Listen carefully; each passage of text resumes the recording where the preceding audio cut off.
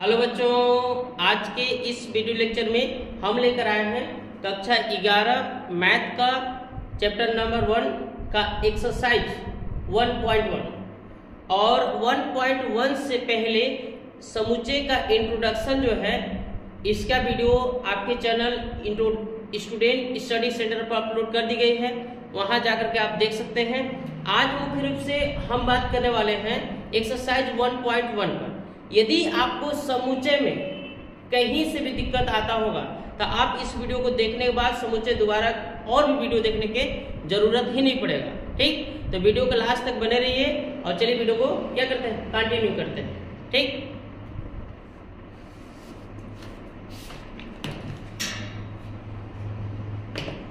चलिए इसमें हम लोग देखते हैं।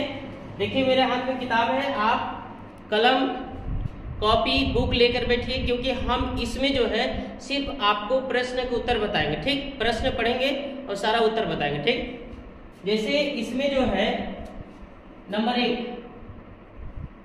एक में कह रहा है कि निम्नलिखित में कौन से समुच्चय है, अपने उत्तर का औचित्य भी बताइए। पूछा है कौन समुच्चय है, उत्तर का औचित्य बताइए। जैसे कहने का मतलब ये है अगर कोई समुच्चय है तो उसको भी बताइए कि काहे समुच्चय है, और समुच्चय नहीं है तो काहे नहीं है। ठीक, औचित्य का मतलब ये चीज है, यानी किसी को समुच्चय कह रहे हैं कि ये समुच्चय है तो क्यों कह रहे हैं बताइए इसमें। और कोई भी प्रश्न मतलब इसमें कोई भी प्रश्न अगर लिखते हैं कि समुच्चय नहीं है तो काहे नहीं है, उसको भी बताइए। औचित्य का मतलब ये चीज होता है। ठीक, तो वीडियो को कंटिन्यू करते हैं। जैसे और समुच्चय का परिभाषा आप जानते हैं, सुपरिभाषित वस्तुओं के संग्रह को क्या कहते हैं, समुच्चय कहते हैं। यानी कि ऐसे वस्तु जो सबके लिए परिभाषित है। अगर हम किसी भी व्यक्ति से अगर पूछे कि बताइए वर्ष में कितने महीना होते हैं, तो कोई भी या वर्ष में कौन कौन महीना आते हैं एक वर्ष में, तो यानी कि बताएगा 12 महीना आता है। इसमें महीनों का संग्रह समुच्चय होगा कि नहीं, अवश्य होगा। क्यों? क्योंकि किसी भी व्यक्ति से पूछेगा तो एक वर्ष में 12 महीना बताएगा। जनवरी से स्टार्ट करेगा और दिसंबर क्या कर देगा, लास्ट कर देगा। तो ये संग्रह समुच्चय है। ठीक, तो आगे चलते हैं। देखिए लिखा है पहला का पहला लिखा है जे अक्षर से प्रारंभ होने वाले महीनों का संग्रह। तो जे अक्षर से प्रारंभ होने वाले महीनों का संग्रह कौन कौन है? आपका जनवरी है, जुलाई है और जून है। यानी कि जनवरी, जून और जुलाई। अब अगर आप जो है आप इंडियन मान लीजिए इंडिया में किसी भी व्यक्ति से पूछ लीजिए। जैसे मान लीजिए एक व्यक्ति है कहीं जा रहा था, इससे बुला के पूछे कि भैया जो है ये बताइए कि जे से प्रारंभ होने वाला महीना कौन कौन है, तो ये तुरंत बताएगा। कहेगा कि जनवरी, जून, जुलाई, ये बताएगा। अगर जैसे मान लीजिए जो है एक विदेश से व्यक्ति को ले आइए, ऐसे विदेश वाला कोई व्यक्ति आया है, उससे पूछिए कि बताइए कि जे अक्षर से प्रारंभ होने वाला महीना कौन कौन है, तो वही बेचारा यही बताएगा, अलग तो नहीं बताएगा। मतलब पूरे वर्ल्ड में किसी से पूछिएगा कि जे अक्षर से प्रारंभ वाले महीना कौन है, तो यही तीनों को बताएगा। यानी कि यह सबके लिए परिभाषित है, यानी कि यह संग्रह समुच्चय है। तो क्या लिखेंगे, यह संग्रह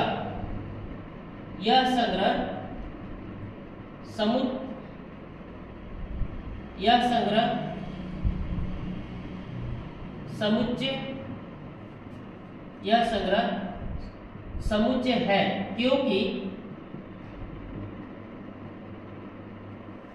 क्योंकि जे अक्षर से प्रारंभ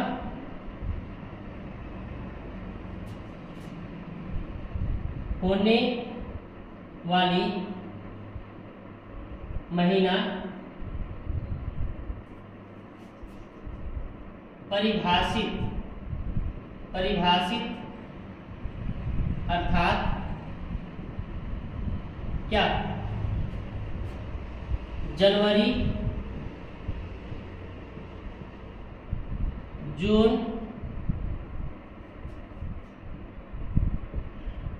और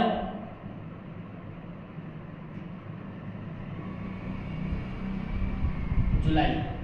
यानी कि मैंने बताया ना कि यह संग्रह समुच्चय है, क्योंकि जे अक्षर से प्रारंभ होने वाली महीना मतलब जो है परिभाषित है, अर्थात जनवरी, जून और जुलाई। ठीक, अब आगे हम लोग देखते हैं नेक्स्ट नंबर क्वेश्चन क्या कर रहा है। भारत के मतलब जो है भारत के 10 सबसे अधिक प्रभावशाली लेखकों का संग्रह, यानी कि भारत में सबसे अधिक 10 प्रभावशाली लेखकों का संग्रह।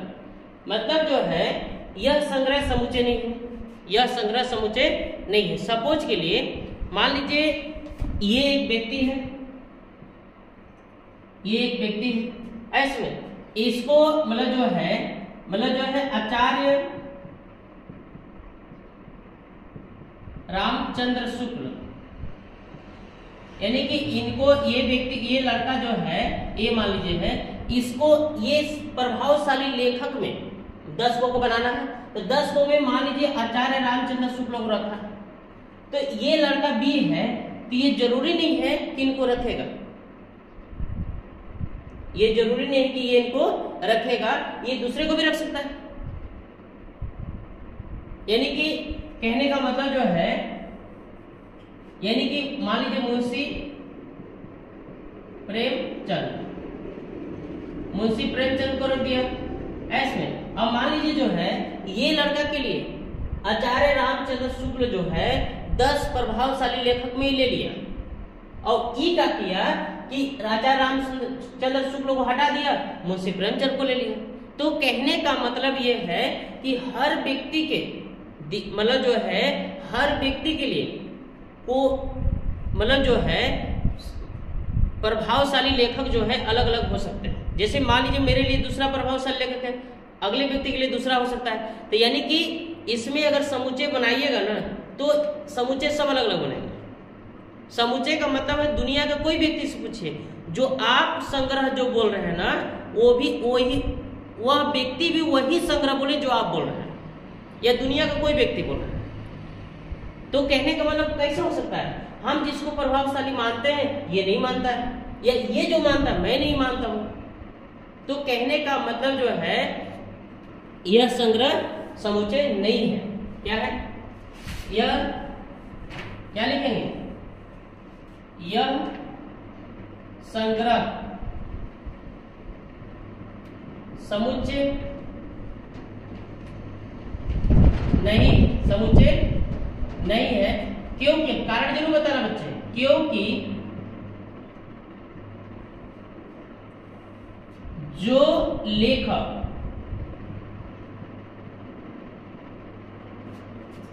एक व्यक्ति के लिए, जो लेखक एक व्यक्ति के लिए प्रभावशाली,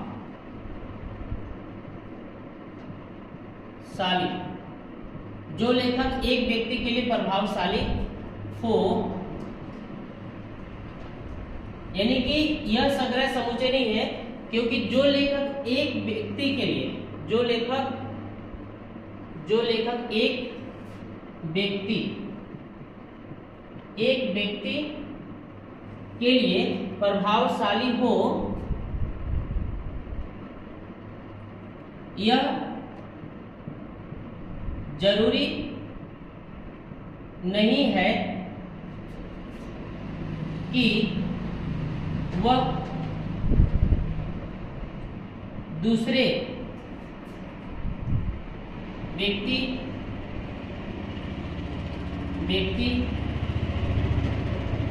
के लिए भी प्रभावशाली हो। मतलब जो एक व्यक्ति के लिए, जो लेखक एक व्यक्ति के लिए प्रभावशाली है, ये जरूरी नहीं कि वो दूसरे के लिए भी होगा, ये जरूरी नहीं। फिर उसके बाद तीसरे पर आते हैं। पूछा है कि विश्व के सर्वश्रेष्ठ बल्लेबाजों, विश्व के सर्वश्रेष्ठ 11 बल्लेबाजों का संग्रह, यानी कि विश्व के 11 बल्लेबाजों का संग्रह बनाना है। तो मान लीजिए जो है हम, मान लीजिए विश्व के सर्वश्रेष्ठ बल्लेबाजों का संग्रह बनाए। मान लीजिए हम जो है हम बनाए कि मान लीजिए रोहित शर्मा को लिए पहले में, रोहित शर्मा को ले लिए, ऐसे विराट कोहली को ले लिए, इसी तरह से महेंद्र सिंह धोनी को ले लिए, ऐसे महेंद्र सिंह धोनी को ले लिए। इस तरह से मैंने 11 बनाया। ऐसे मान लीजिए इंग्लैंड के जोश बटलर को ले लिया। तो इस तरह से मैंने 11 बल्लेबाजों का संग्रह बना लिया। ठीक, अब जैसे मान लीजिए ये हमने बनाया, मान लीजिए ये संग्रह में मैंने लिख दिया। अब एक दूसरे व्यक्ति को पकड़ के ले आइए ऐसे, और उससे 11 सर्वश्रेष्ठ बल्लेबाजों का संग्रह बनाइए। 11 सर्वश्रेष्ठ बल्लेबाजों का संग्रह बनवाइएगा कि जरूरी नहीं है कि जो मेरे लिए मतलब जो है, जो मेरे लिए क्या, जो मेरे लिए सर्वश्रेष्ठ है वो दूसरे व्यक्ति के लिए भी सर्वश्रेष्ठ होगा।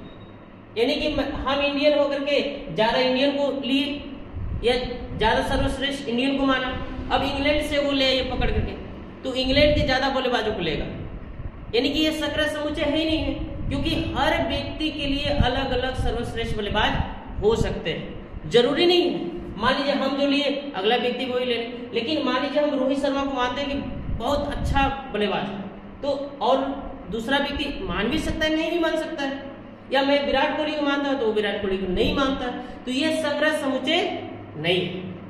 तो यानी कि कहने का मतलब जो है सर्वश्रेष्ठ लिखेंगे, यह संग्रह समुच्चय नहीं है, यह संग्रह समुच्चय नहीं है, क्योंकि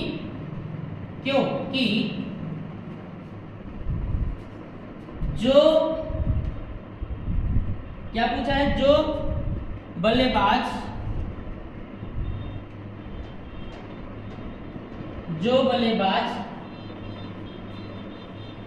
यानी कि जो बल्लेबाज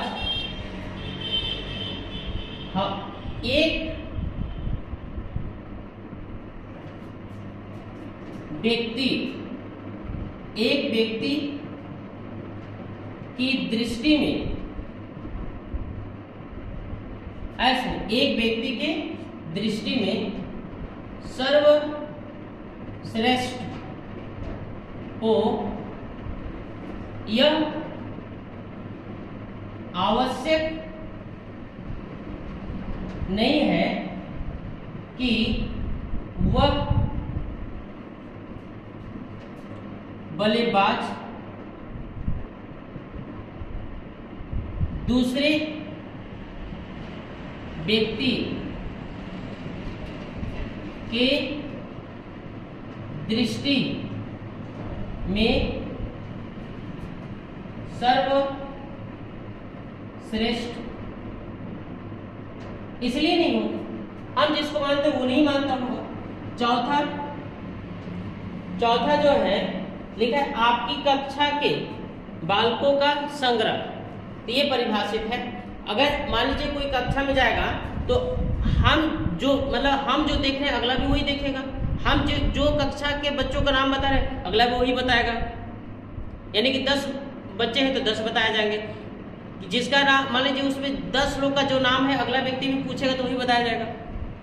यानी कि ये सबके लिए परिभाषित है। यानी कि लिख सकते हैं यह संग्रह समुच्चय है,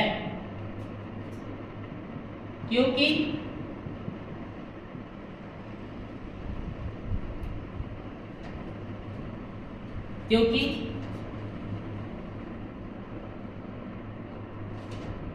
हमारी कक्षा के बालकों का संग्रह निश्चित क्या है, निश्चित फिक्स ऐसे। और पांचवा लेंगे 100 से कम सभी प्राकृतिक संख्याओं का संग्रह। 100 से कम प्राकृतिक संख्या किसे कहते हैं, गिनती की संख्या को प्राकृतिक संख्या कहते हैं। 100 से कम प्राकृतिक संख्या, यानी कि यह संग्रह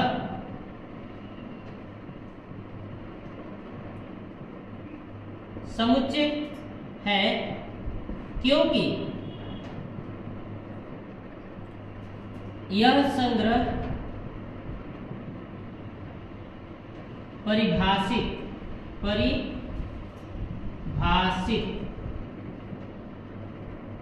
अर्थात कौन कौन है 1 2 3 99 ये 100 से कम प्राकृत संख्या है, इसमें परिभाषित है। क्या है? परिभाषित। ठीक है, अगला देखें, मतलब जो है छठवां इसमें देख सकते हैं, लेखक प्रेमचंद द्वारा लिखित उपन्यासों का संग्रह। फिक्स।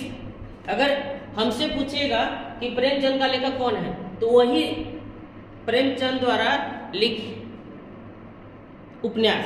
तो प्रेमचंद द्वारा लिखित उपन्यास हम जो बताएंगे, अगला व्यक्ति वही बताएगा, तीसरा व्यक्ति भी वही बताएगा, चौथा भी वही बताएगा। यानी कि यह संग्रह परिभाषित है, क्यों? निश्चित है।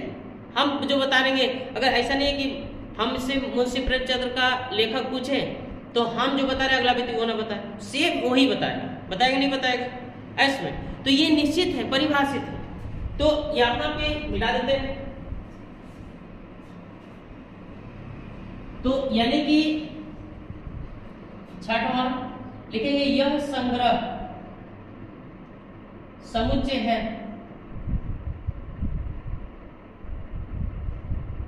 क्योंकि मुंशी प्रेमचंद द्वारा लिखित उपन्यासों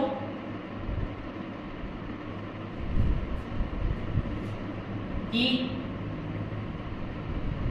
यानी क्योंकि मुंशी प्रेमचंद द्वारा लिखे उपन्यास लिख सकते हैं,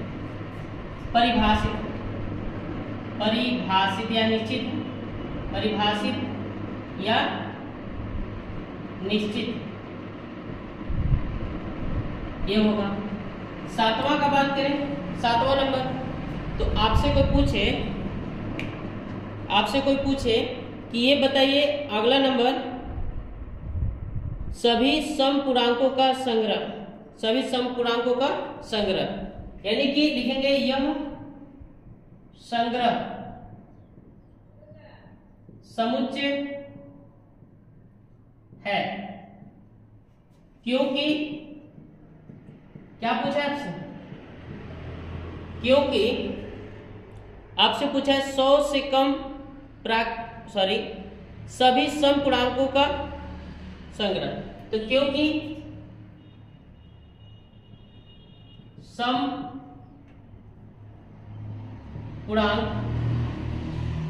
समपूर्णांक क्या होता है? परिभाषित होता है, परिभाषित अर्थात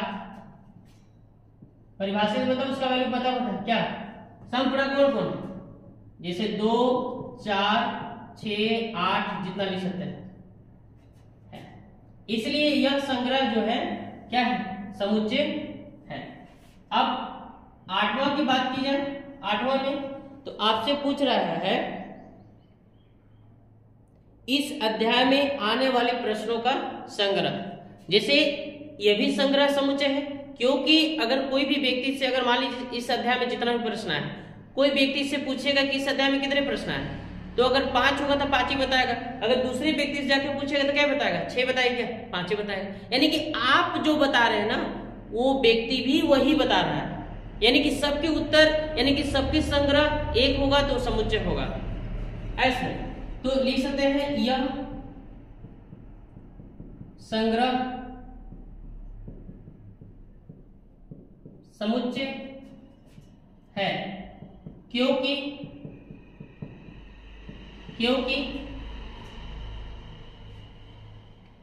इस अध्याय में आने वाले प्रश्न क्या है? निश्चित या परिभाषित। क्या है? परिभाषित। लास्ट जो है नवा, क्या करें? यानी कि विश्व के सबसे अधिक खतरनाक जानवरों का संग्रह। विश्व के सबसे अधिक खतरनाक जानवरों का संग्रह। यह संग्रह समुचे नहीं है। कैसे? मान लीजिए जो है कोई भी चीज, मान लो जैसे सांप तो आपने देखा होगा। सांप को किसी से, मतलब सांप को बहुत लोगों को डर लगता है सांप से। वो उसको टच नहीं कर सकते, छू नहीं सकते। लेकिन आप बहुत सारे ऐसे देखे होंगे, ऐसे जैसे बहुत सारे ऐसे देखे होंगे कि जो सांप को पकड़ के ऐसे घुमाते हैं, हाथ से पकड़ ले, कोई दिक्कत नहीं। तो सांप मेरे लिए खतरनाक है। खतरनाक जानवरों का संग्रह बनाने के लिए कहिएगा तो हम सांप पहले में ले लेंगे, ठीक, हम ले लेंगे। लेकिन जरूरी नहीं कि हम ले रहे हैं तो अगला व्यक्ति भी सांप को खतरनाक जानवर में लेगा। सांप से उसको डर नहीं लगता है।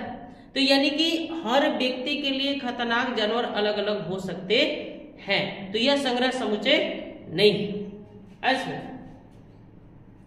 यह संग्रह समुच्चय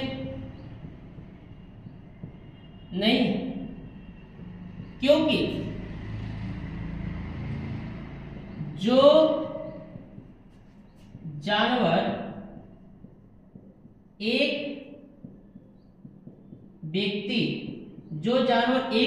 व्यक्ति के लिए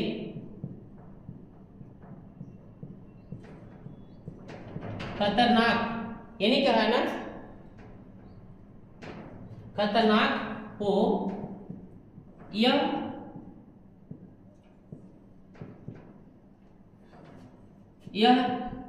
जरूरी नहीं है कि वह जानवर दूसरे व्यक्ति के लिए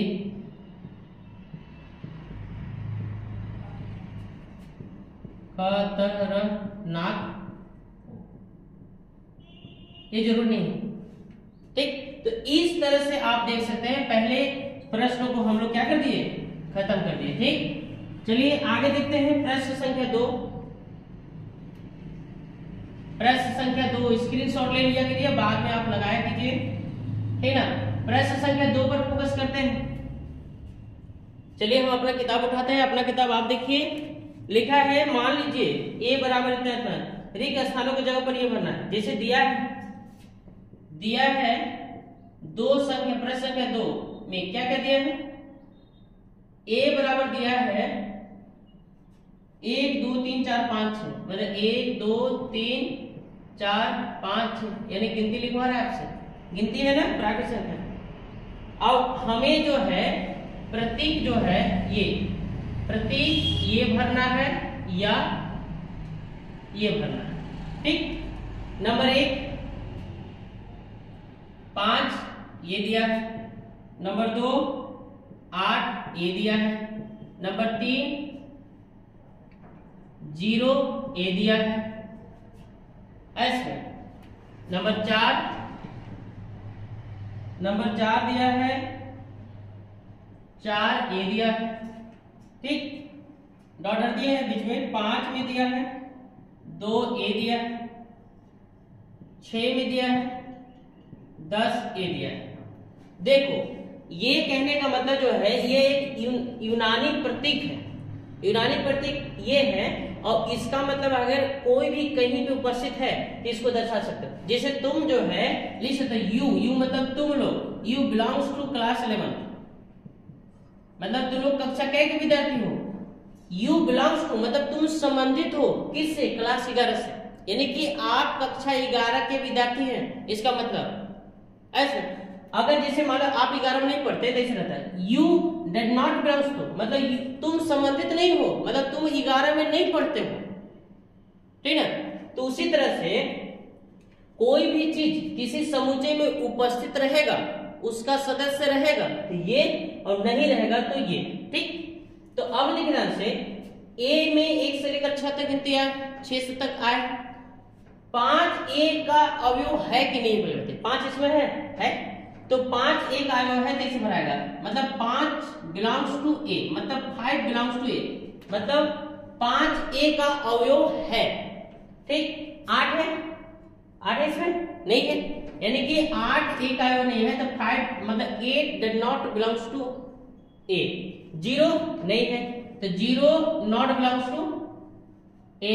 4 है तो बिलोंग्स टू, कोई कहीं पर रहेगा तो बिलोंग्स टू, नहीं रहेगा तो इसे काट दीजिए ऐसे। अब ये इस तरह है और ये 10 नहीं है, ये बिलोंग्स टू, ओके कि नहीं हो गया। तीसरे क्वेश्चन पर फोकस करते हैं। लिखा है कि निम्नलिखित समुच्चय को रोस्टर रूप में लिखे। किस रूप में लिखे? रोस्टर रूप में। पहला सवाल कर रहा है कि ए बराबर x सच दैट x एक पूर्णांक क्या है? एक पूर्णांक है और क्वेश्चन लिख रहा हूं x is greater than -3 but less than 7। अब इसको लिखते हैं, इसको सॉल्व करते हैं। रोस्टर रूप में बताया था जब किसी समुच्चय के अवयवों को कामा लगा के लिखते हैं तो इसको कहते हैं रोस्टर रूप। ठीक, तो x मतलब x ऐसा है, x कैसा है? x एक पूर्णांक है, तो आपको x एक पूर्णांक है, देखिए कैसा पूर्णांक, कहां से कहां तक करे कि -3 से बड़ा होना चाहिए, मतलब आपको ऐसे पूर्णांक लिखना है जो -3 से बड़ा होना चाहिए लेकिन 7 से छोटा होना चाहिए। तो -3 से बड़ा पूर्णांक कितना होता है? -2, तो इसमें आ जाएगा -2, -1, 0, 1, 2, 3, 4, 5, 6। इससे आगे नहीं लिखेंगे क्योंकि आपको ऐसे पूर्णांक लिखना है जो -3 से बड़ा हो लेकिन 7 से छोटा हो। तो देखो मैंने ऐसे पूर्णांक लिखे हैं जो -3 से बड़े हैं लेकिन 7 से छोटे हैं। ये देखिए रोस्टर, मतलब जब किसी समुच्चय के अवयव को कामा लगा लिखते हैं तो इसको कहते हैं रोस्टर। अगला दूसरा आपसे पूछा है, अब देखिए मैं डायरेक्ट लिख रहा हूं उत्तर सॉल्व। b बराबर x सच दैट x 6 से कम एक प्राकृतिक संख्या है, मतलब x से क्या है? लिखा है x सच दैट x 6 से कम प्राकृतिक संख्या है। तो प्राकृतिक संख्या किसे कहते हैं? गिनती की संख्या को प्राकृतिक संख्या कहते हैं। तो 6 से कम प्राकृतिक संख्या लिखना है तो इसमें कौन कौन आ जाएंगे? 1 आएगा, 2 आएगा, 3 आएगा, 4 आएगा, 5 आएगा, 6 नहीं लिख सकते क्योंकि 6 से कम कर, ये हो गया उत्तर इसका। तीसरा कह रहा है, अपने बुक में आप देखिएगा प्रश्न, x सच दैट x 2 अंकों वाली ऐसी प्राकृतिक संख्या है जिसके अंकों का योगफल कितना होता है? 8। यानी कि x एक 2 अंकों वाली ऐसी प्राकृतिक संख्या है जिसके अंकों को जोड़ने पर कितना आता है? 8 आता है। चलिए देखते हैं। देखिए पहला काम आपका 2 अंकों वाली है, तो अगर मान लो 2 अंकों वाली संख्या 10 है तो इसके अंकों को जोड़ेंगे कितना आएगा? 1 आएगा, नहीं लेना है। ऐसी संख्या लीजिए जिसके अंकों का योगफल कितना है? मतलब जो है 8 है, तो 17 होगा पहला। कितना होगा? 17। फिर उसके बाद आपका 26, कितना होगा? 26। ऐसे 26 के बाद, और देखिए 26 के बाद जो है आपका कितना होगा? देखिए 26 के बाद आगे देखिए अंकों का योगफल कितना? 35। कितना? 35। 35 के बाद 44, 44 के बाद 53, 44 के बाद कितना हो जाएगा? 53, 53 के बाद 62, कितना हो जाएगा? 62, 62 के बाद जो हो जाएगा आपका 71, कितना हो जाएगा? 71, 71 के बाद हो जाएगा 80। ठीक, 80 के आगे चल जाएंगे 81, 82, नहीं आएगा कुछ नहीं। यानी कि मतलब जो है ये संख्याएं मतलब 17, 26, 35, 44, 53, 62, 71, 80 ऐसे हैं 2 अंकों वाली संख्या जिसके अंकों का योगफल कितना है? 8 है। उसी तरह से चौथा देखें तो उसके बाद कह रहा है कि डी बराबर यक्स सच दैट यक्स एक अभाज्य संख्या है जो संख्या 60 की भाजक है। मतलब एक अभाज्य संख्या है जो 60 का क्या है, भाजक है। अभाज्य संख्या किसे कहते हैं? वे संख्याएं जो स्वयं से भाज्य होती हैं उन्हें अभाज्य संख्या कहते हैं। जैसे सबसे छोटी अभाज्य संख्या 2, 3, 5, 7, 11, 13, 17, 19, 23 इस तरह से। तो ऐसी अभाज्य संख्या लिखना है जिससे 60 में भाग चला जाए। 2 से चला जाएगा, पक्का चला जाएगा, चलिए 2 को लिख देते हैं। 2 से भाग चला जाएगा, 3 से जाएगा, 20, 23, 60 चला जाएगा, 5 से चला जाएगा, 7 से जाएगा नहीं जाएगा, 11 से नहीं जाएगा, 13 से भी नहीं जाएगा, यानी कि बस इतने हैं। 5वां आगे लिखा है ट्रिगोमेट्री शब्द के अक्षरों का समुच्चय लिखिए। Trigonometry,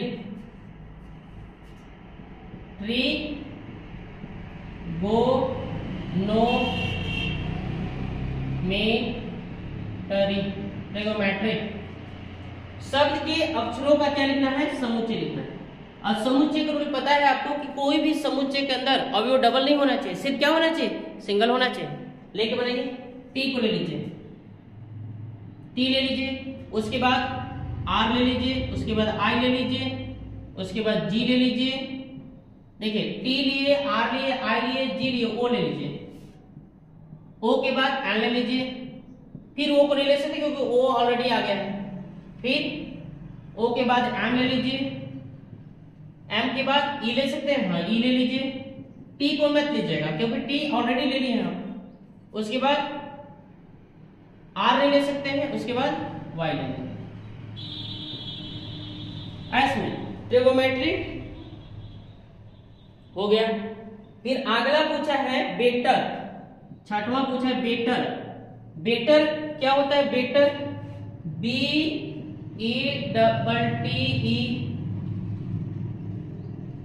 better. बेटर शब्द का बनाना है, ई के बाद आपका समुच्चय दर्शाया है एफ से। तो बेटर का बनाना है, कोई भी अक्षर को डबल लेना है तो बी लीजिए, उसके बाद ई लीजिए, उसके बाद टी लीजिए, बी ले लिए, ई ले टी, फिर आर। क्या हो जाएगा? आर। इस तरह से आप बना सकते हैं। सवाल है ना? अच्छा पहले मतलब जो है ये सवाल समझ में आ गया, ये सवाल समझ में आ गया ना, कोई दिक्कत नहीं है। चलिए इसका स्क्रीनशॉट ले लीजिएगा। अब हम लोग सवाल नंबर 4 पर बात कर रहे हैं। अब सवाल नंबर 4 ये कह रहा है कि हमें निम्नलिखित समुच्चय को किस रूप में लिखना है, मतलब समुच्चय निर्माण में लिखना है। तो समुच्चय निर्माण क्या होता है? जब किसी समुच्चय के सारे अवयव को हम एक चर के रूप में व्यक्त करते हैं और उस चर के अंदर सारे अवयव को दर्शाने के गुण होने चाहिए। ठीक। अब जैसे चौथे की बात करें, चौथा, पांचवा, छठवा, 6 को है ना। चलिए चौथा सवाल की बात करें। चौथा का पहला ये दिया है 3, 6, 9, 12।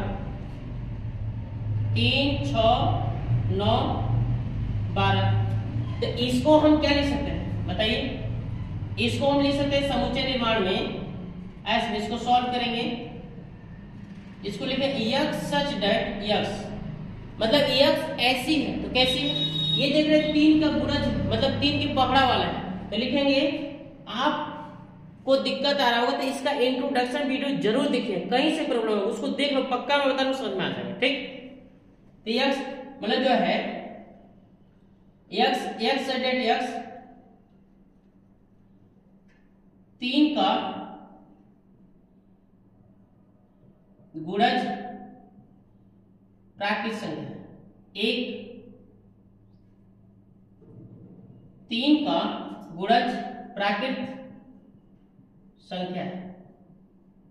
लेकिन 3 का गुणज बहुत सारा प्राकृत संख्या होते हैं, जबकि 15 है। तो आप लिख सकते हैं कि तथा x इज लेस, मतलब छोटा है 15 से, मतलब 3 का गुणज है लेकिन 15 से छोटा ही होगा।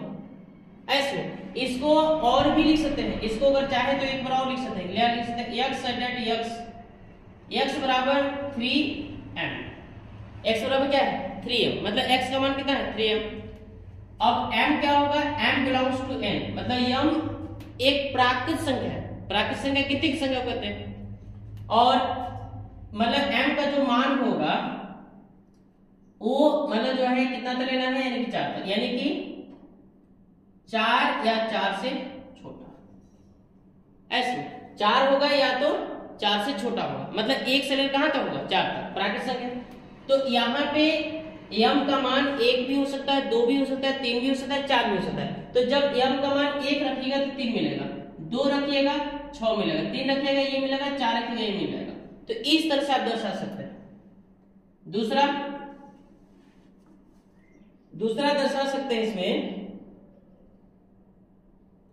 आपका है 2 4 8 16 32, ये देखिए 2 मतलब 2 का वर्ग कितना होता है 4, 2 मतलब 2 के पावर 1 का मान 1, 2 के पावर 2 का मान 4, 2 के पावर 3 का मान 8, 2 के पावर 4 का, इस तरह से। तो इसको हम ऐसे लिख सकते हैं, क्या लिख सकते हैं, इसको सॉल्व करेंगे इस तरह से लिखेंगे x डेट x बराबर 2 के पावर m ले लीजिए, और m बिलोंग्स टू n, मतलब m एक क्या है प्राकृत संख्या, तो अटेंडर प्राकृत संख्या नहीं रखना क्योंकि बहुत सारा प्राकृत संख्या होते हैं। तो इसमें हम देख लेंगे कि m का जो मान होगा यानी कि मतलब 5 हो सकता है या 5 से छोटा होगा, 5 होगा या 5 से छोटा होगा। 1 रखेंगे तो 2 के पावर 1 रखेंगे, जैसे m होगा यहाँ m, तो m का मान 1 रखिएगा तो 2 मिलेगा, 2 रखिएगा ये मिलेगा, 3 रखिएगा तो मिलेगा, 4 रखिएगा तो ये, 5 रखिएगा तो ये मिलेगा। इस तरह से ले सकते हैं। तीसरा ले सकते हैं, रोमन में था बच्चे, दूसरा यहाँ पे तीसरा ले सकते हैं क्या इसमें, चौथा का तीसरा 5 25 125 625, 5 25 125 625, इसको भी इसी तरह से लिख सकते हैं। क्या लिख सकते हैं, x डेट x। अब हम चर x इस्तेमाल करना है, आपको जो मन हो कर लीजिए, कोई दिक्कत नहीं है। x बराबर 5 की पावर m, देखिए 5 1 रखिएगा तो ये मिलेगा, 2 रखिएगा तो ये, 3 रखिएगा तो ये, 4 रखिएगा तो ये मिल जाएगा। और m क्या है, एक प्राकृत संख्या है, और m का जो मान होगा वो छोटा या बराबर होगा 4 का। ठीक, रख के देख लीजिए, m का मान क्या है, m एक प्राकृत संख्या है और m का मान 4 हो सकता है या 4 से छोटा, तो 1 से लेकर 4 तक। तो 1 रखिएगा तो ये मिलेगा, 2 रखिएगा तो ये मिलेगा, 3 रखिएगा तो ये, 4 रखिएगा तो ये मिल जाएगा। उसी तरह से चौथा क्वेश्चन, इसका चौथा क्वेश्चन जो है दिया है 2 4 6 डॉट डॉट, ये क्या है सम संख्या है। तो लिखेंगे मतलब इसको सॉल्व में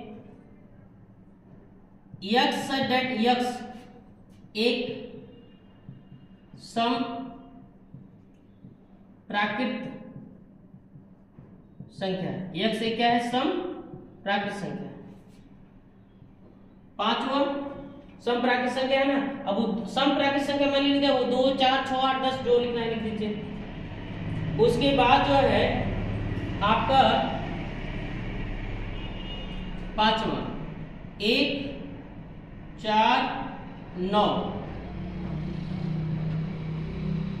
ये कुल मिलाकर के क्या है 1 से लेकर 10 तक प्राकृतिक संख्या का वर्ग है।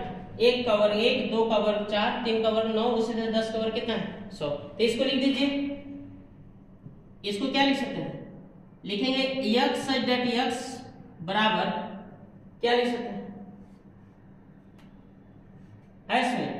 तो कहने का मतलब जो है आप n के या मान लीजिए m के पावर 2 लिख दीजिए, m के पावर 2 ऐसे, m के पावर 2 रखिएगा और m का जो मान होगा वो बिलोंग्स टू n प्राकृत संख्या होगा। तो 1 रखिएगा तो ये मिलेगा, 2 रखिएगा तो ये मिलेगा, 3 रखिएगा तो मिलेगा, लेकिन m का जो मान होगा ना वो या तो 10 हो सकता है या तो 10 से छोटा हो सकता है, यानी कि 1 रखेंगे मिल जाएगा आराम से, 10 भी हो सकता है 10 से छोटा हो सकता है। इस तरह से प्रश्न 4 को हम लोग क्या कर सकते हैं, कवर कर सकते हैं। अब हम लोग 5 पर ध्यान रखते हैं। प्रश्न 5 पर निम्नलिखित समुच्चय को सूची विधि लिखना है। सूची विधि का मतलब वही कामा लगा कर, रोस्टर विधि, वही रोस्टर विधि। पांचवा में क्या करना है, पांचवा में सूची विधि में लिखना है। तो नंबर 1 में कह रहा है कि a बराबर x सच दैट x एक विषम प्राकृत संख्या है। क्या है? विषम प्राकृत संख्या। तो x से क्या है? विषम प्राकृत संख्या है। तो विषम प्राकृत संख्या को लिखिए, कितना होगा? 1 3 5 7 डॉट डॉट जितना लिखना हो गया। ये रोस्टर रूप, रोस्टर रूप का है सूची विधि सब एक है। दूसरा b बराबर, दूसरा में ये कह रहा है x सच दैट x एक पूर्णांक है जो मतलब x एक पूर्णांक है जो -1/2 से बड़ा है, लेकिन 9/2 से क्या है? छोटा है। मतलब x से क्या है? पूर्णांक है, -1/2 से बड़ा। तो इसको जब भाग करिएगा तो 0.5 आएगा, -0.5 से बड़ा, और इसको भाग करिए 4 कितना आएगा? 5। मतलब आपको ऐसे पूर्णांक लिखना है जो -0.5 से बड़ा। तो -0.5 से बड़ा पूर्णांक 0 होता है, लेकिन आपको इतना पूर्णांक लिखना है 0 से लिखते हुए कि मतलब 4.5 से छोटा होना चाहिए। तो ये हो जाएगा 0 1 2 3 4, ये हो गया। ये ऐसे पूर्णांक है जो -1/2 से बड़ा है और इससे छोटा है किससे? 9/2 से। ठीक ना? अब देखिए ध्यान से, अब हम लोग लिखते हैं तीसरे सवाल को लेते हैं। तीसरा सवाल में कह रहा है कि मतलब c बराबर x सच दैट x एक पूर्णांक है, और कैसा पूर्णांक है? जिसका वर्ग या तो 4 है या तो 4 से छोटा है। मतलब x एक पूर्णांक है जिसका वर्ग करिएगा ना, तो या तो मतलब जो है वो 4 के बराबर मिलना चाहिए या तो 4 से छोटा आना चाहिए। मतलब x से क्या है? पूर्णांक है जिसका वर्ग या तो 4 है या तो 4 से क्या है? छोटा है। ऐसे 4 भी रहेगा तब वो चलेगा, 4 से छोटा रहेगा तब वो चलेगा। तो जैसे -2 ले लीजिए, -2 लीजिएगा तो -2 का वर्ग किसके बराबर हो जाएगा? 4 के बराबर। इन दोनों कंडीशन में से एक ही को लगेगा, या तो x का स्क्वायर 4 से छोटा होना चाहिए या तो बराबर होना चाहिए। तो x का मान -2 रखेगा तो -2 का वर्ग कितना होता है? 4, तो बराबर तो है ना। फिर -1 0 1 2 ये आ जाए। इनके वर्ग जो है या तो 4 से छोटा होंगे या तो 4 के बराबर होंगे। चौथे नंबर डी में क्या कर रहा है बच्चे? डी में देखिए, डी में आपका जो है कह रहा है लोयल अक्षर, एक अक्षर है। मतलब जो है x such that x loyal शब्द का एक अक्षर है। तो इसको रोस्टर रूप में लिख दीजिए, L, O, Y, A, ठीक हो गया। अब पांचवा ई क्या कर रहा है? पांचवा ये कर रहा है वर्ष का मतलब जो है x सच दैट x वर्ष का एक महीना है। वर्ष का क्या है? महीना है जिसमें 31 दिन नहीं होते। तो 31 दिन नहीं होते, तो सबसे मतलब वर्ष को उन महीनों का संग्रह लेना है जिसमें 31 दिन नहीं होते। जैसे फरवरी, क्या फरवरी हो गया, ऐसे फरवरी हो गया। उसके बाद क्या हो गया? अप्रैल हो गया। क्या हो गया? अप्रैल, ये ऐसे दिन है। अप्रैल के बाद जून हो जाएगा, अप्रैल के बाद क्या होगा? जून होगा। उसके बाद सितंबर होगा, क्या होगा? सितंबर। उसके बाद हो जाएगा नवंबर। ये यानी कि ऐसे महीनों का संग्रह है जिसमें 31 दिन नहीं होते। लास्ट मतलब जो है कि x सच दैट x अंग्रेजी वर्णमाला का एक व्यंजन है जो k से पहले आता है। अंग्रेजी वर्णमाला का क्या है? व्यंजन है जो k से पहले आता है। तो उसमें मतलब जो है व्यंजन और स्वर होते हैं। खाली व्यंजन लेना है जो k से पहले आता है। तो a तो नहीं ले सकते हैं, f ये स्वर है, b ले सकते हैं, स्मॉल भी चाहे तो ले सकते हो, b c d e नहीं ले सकते हैं, f g h i नहीं ले सकते हैं, j के नहीं ले सकते।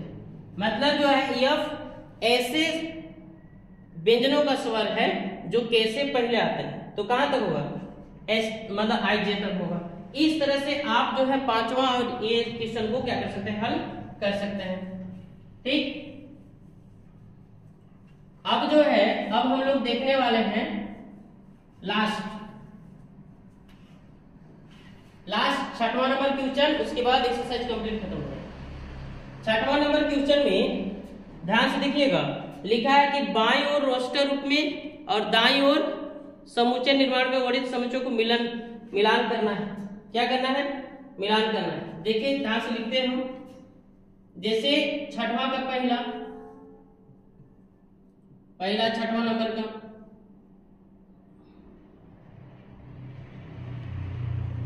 1 से लेकर 1 2 3 6 1 2 3 6 ये लिखा है। दूसरा में लिखा है ऐसे 2 3 लिखना है। तीसरा में लिखा हुआ है M A T H E I C S, mathematics शब्द का रोस्टर रूप है एस में। और चौथा में लिखा हुआ है 1 3 5 7 9 ये। अब उधर दूसरे साइड में लिखा हुआ है, इसमें ए लिखा है यक्स सच दैट यक्स एक अभाज्य संख्या है, एक अभाज्य संख्या है। ये क्या है, अभाज्य संख्या है और 6 की भाजक है। 6 की क्या है, भाजक है। एक अभाज्य संख्या और 6 की क्या है, भाजक है। बी में लिखा है x such that x such that x संख्या 10 से कम, संख्या 10 से कम, संख्या 10 से कम एक विषम प्राकृत संख्या है। एक विषम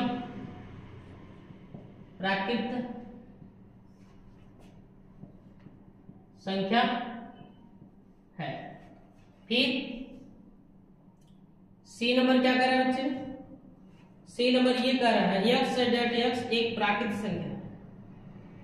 मतलब यक्स सच दैट यक्स एक प्राकृत संख्या है, प्राकृत संख्या है, प्राकृत संख्या और 6 की भाजक है, और 6 की भाजक मतलब 6 से भाग, मतलब उनसे 6 में भाग चला जाएगा। डी में ये कह रहा है x such that x comma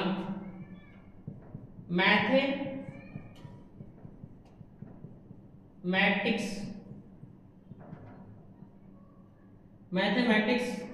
शब्द का एक अक्षर है, शब्द का एक अक्षर है। चलिए मिलाइए, यानी कि मैथमेटिक्स शब्द का एक अक्षर है। ये देखिए 1 2 3 6 यानी क्या है, ये मतलब जो है पहला काम इसका मैथमेटिक्स का बहुत सारा सब मिल सकते हैं। देखिए यहाँ पे कहने का मतलब जो है 1 2 3 6 ये तो पक्का गलत लग रहा है, क्योंकि एक अभाज्य संख्या है। तो ए मतलब 2 3 अभाज्य संख्या, ये तो नहीं है, वो नहीं होगा। 10 से कम विषम प्राकृत संख्या है, ये भी नहीं होगा।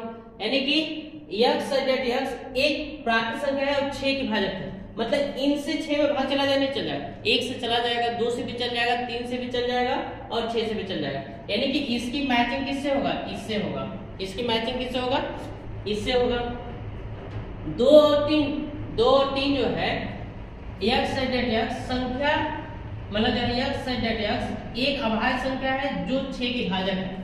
तो 2 3 कैसी संख्या अभाज्य संख्या है और 2 3 से 6 में भाग जाएगा नहीं चला जाएगा। तो इसकी मैचिंग किससे होगा? इससे होगा।